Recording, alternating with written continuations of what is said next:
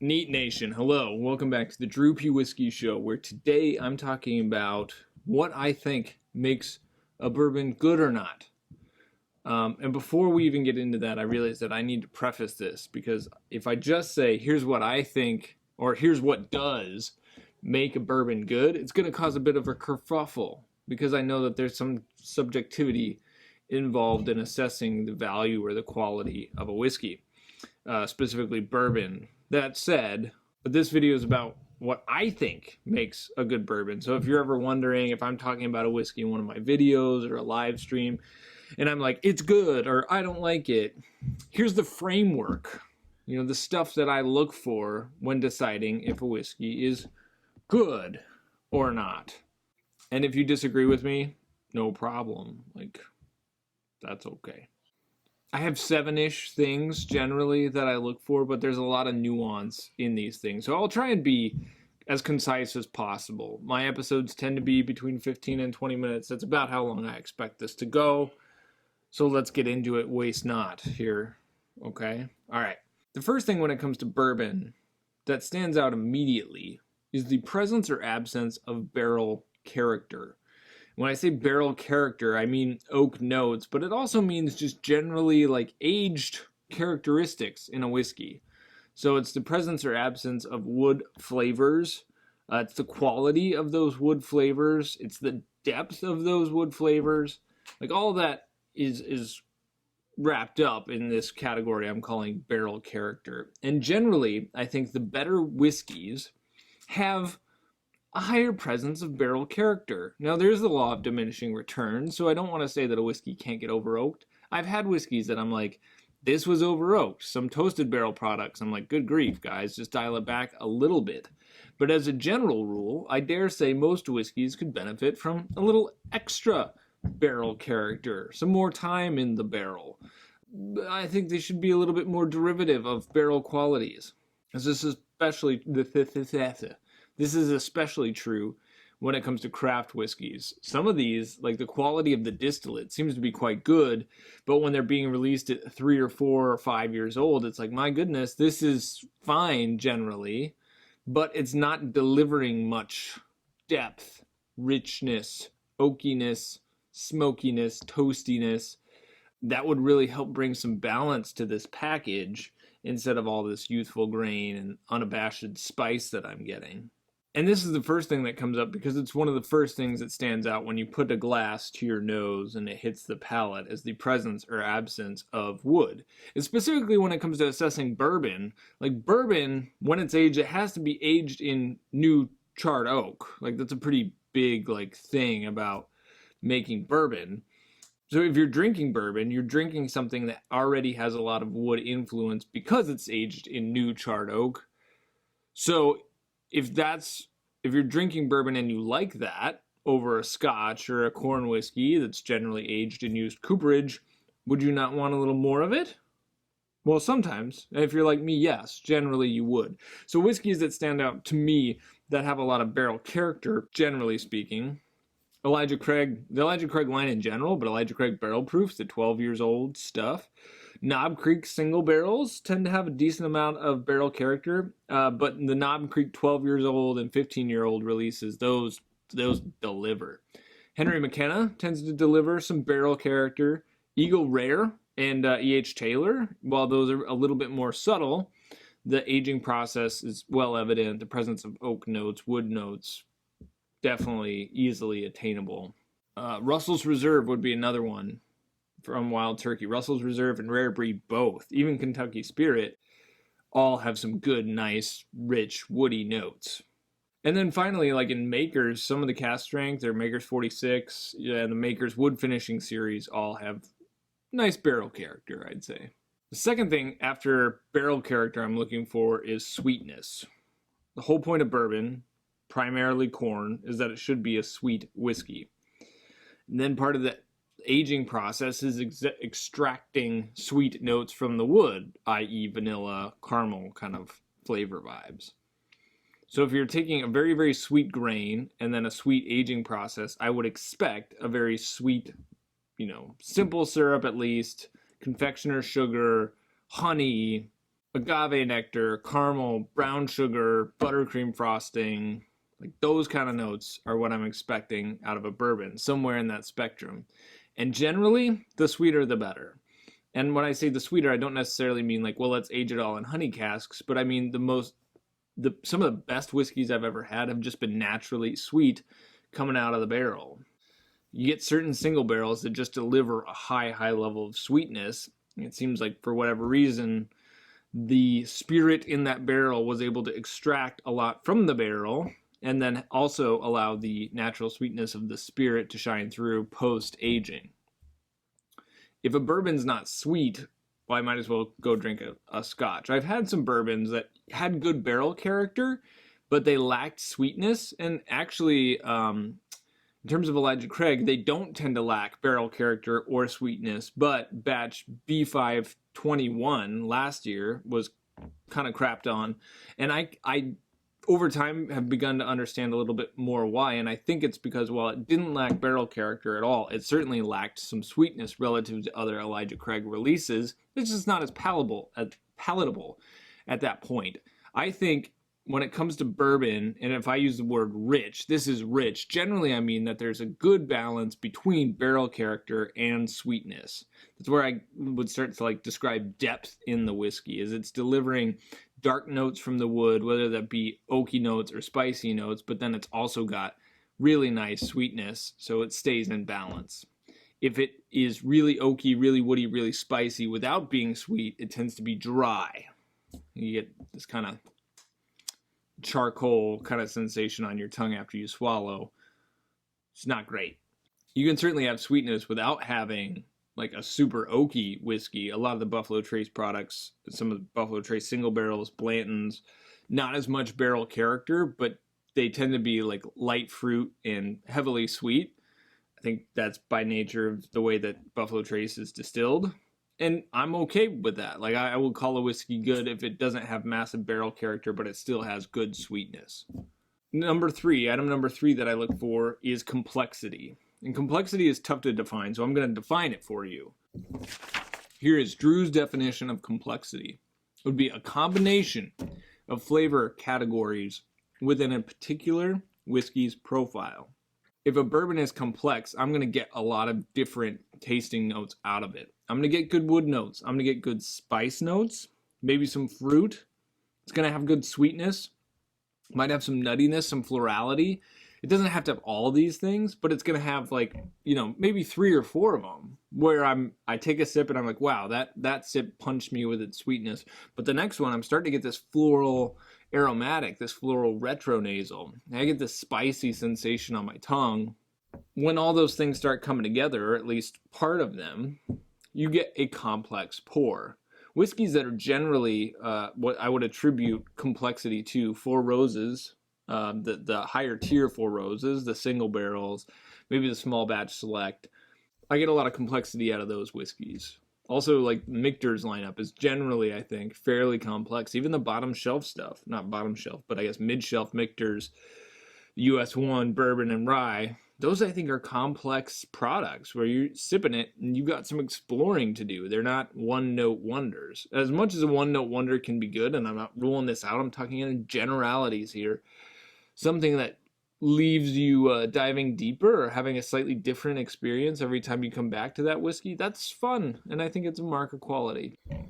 Item number 4 that speaks to me, that I'm like, wow, this whiskey is good, is when I get good fruit notes out of a bourbon. This isn't for everybody. Like if you're a Beam person, if you're a Booker's person, you're spice and nut heavy, and that's okay, but that's not really my jam, as I like a whiskey that can pack some fruit.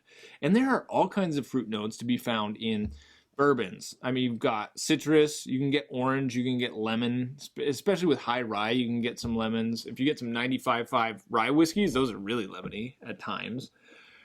You can get apple, pear, stone fruit notes like peach and apricot. You can get berries, strawberry, blackberry, raspberry, blueberry on a rare occasion. And you can get dried fruit like plums, dried cherries show up a lot, raisins, and the like. I think fruitiness just adds a whole level to a particular whiskey that makes the experience jaw-dropping, mouth-watering. Like certain times it adds kind of a juiciness. Like sometimes it can just be like, oh yeah, it tastes like a dried fruit, it doesn't add juiciness. But if you ever get like this sort of juicy bourbon, oh, I love those so much. Again, Four Roses can show up as juicy. Some MGP products, Remus 4, I thought was quite juicy. Barrel proof Buffalo Trace stuff can have this real grapey presence, like Stag Jr., E.H. Taylor. And then this pick that we have coming out soon, this Middle West straight wheated, it's actually a 4-grain bourbon whiskey. This thing also has a big grape note that I really, really love. So fruity whiskey generally to me is a good whiskey. Now I'm not saying that we should finish everything, because you can impart fruitiness through the finishing process, the addition of port wine, Cabernet, cognac, Armagnac, sherry stuff. Like that, there's just a way you can get fruitiness in it, but I really like the whiskey to stand on its own. So if you get fruitiness simply out of the distillation and aging, that is pretty special. Number 5 would be viscosity or mouthfeel. Like in the mouthfeel, generally I look for viscosity, and viscosity is like this slippery or creamy sensation. It's like oily, creamy, chewy. If a whiskey is thin or medicinal or chemical, you know, it can kind of feel like I've used the expression before, like you walked into a bathroom after your mom just got done using hairspray. That's not great. And that to me signals either a problem with the distillation or a lack of aging. But when a whiskey is oily, creamy, chewy, and the like, it just makes you want to go back for more and more. It's a really satisfying sensation. So a mouthfeel like that, to me, is like, oh yeah, we're all about that. Item number 6 would be what I would call the antithesis of youth. A young whiskey, to me, is not a good whiskey. I'm not saying that a 4-year-old whiskey can't be good, or even a 3-year-old, because I've been surprised by some 2, 3, and 4-year-old products. But a whiskey that is youthful in character is not what Droopy wants. Not a fan of that.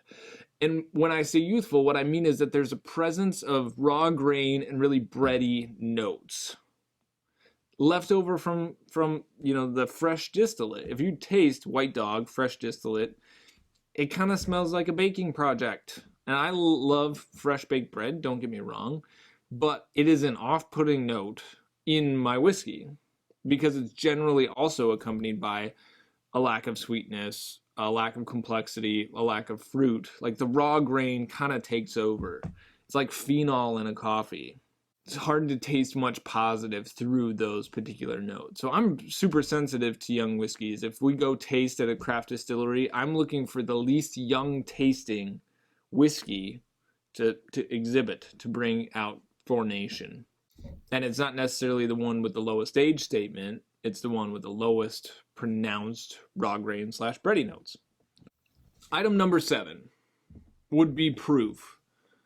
But I'm not here to say that high proof is better, and I'm not here to say low proof is better. But what I'm saying is that it feels like the proof needs to match the product.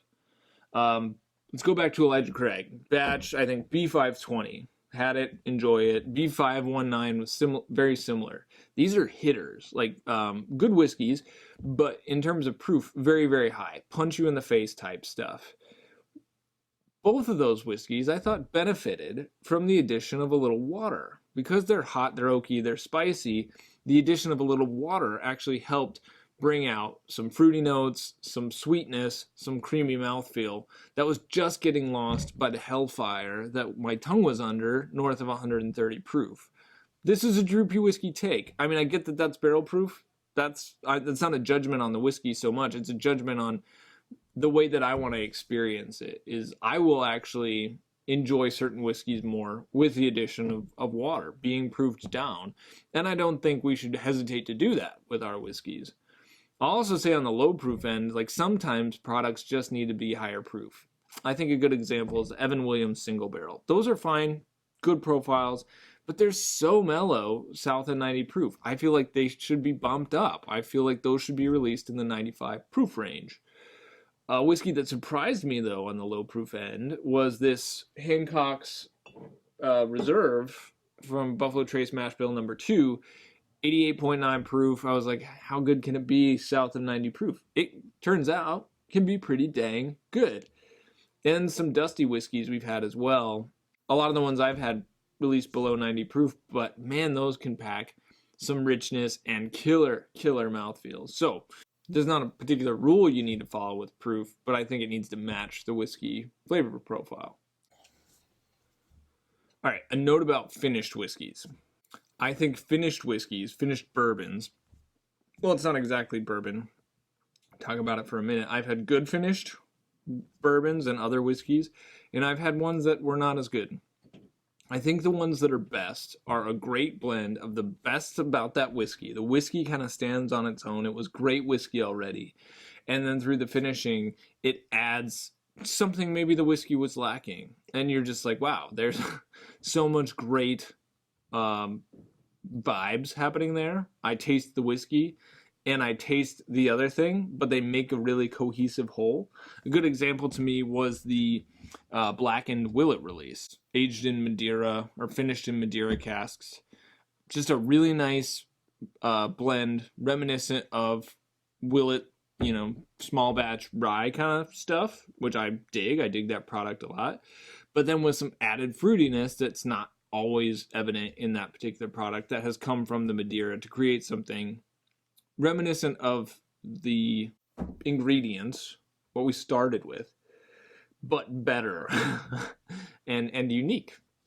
And finally today, I'm not really talking about price. Like, I don't think a price influences my palate's take on whether a whiskey is good. It certainly influences my satisfaction level with a particular whiskey. It influences my perception of value with that whiskey. But if we're just assessing the quality of the whiskey, try and leave price out of it. All right, nation, I hope you enjoyed that little breakdown, again, of what I thought makes a bourbon good or not. To just recap for you all, I have notes, but generally I don't teleprompter this thing. Barrel character, sweetness, complexity, fruitiness, viscosity, a lack of youthful notes, and then finally getting the proof dialed in to that whiskey's flavor profile. So yeah, if you want to hear some examples of whiskeys that I think are good, don't hesitate to ask. DM me on Instagram at DrewPWhiskey, or you can email me, drewpwhiskey@gmail.com. Let me know some products that you'd like to see me review or talk about on our Thursday live streams, which I do every Thursday, 8 o'clock Central Time, with Brian Bikey over at Abandoned Bourbon. If y'all dig this, you dig those Thursday night live streams, you want access to really rad barrel picks, go to patreon.com/entryproofpodcast. There you can support this stuff, okay? All right, y'all. See you Thursday or next Monday back here at the Drew P. Whiskey Show. Till then, keep it neat.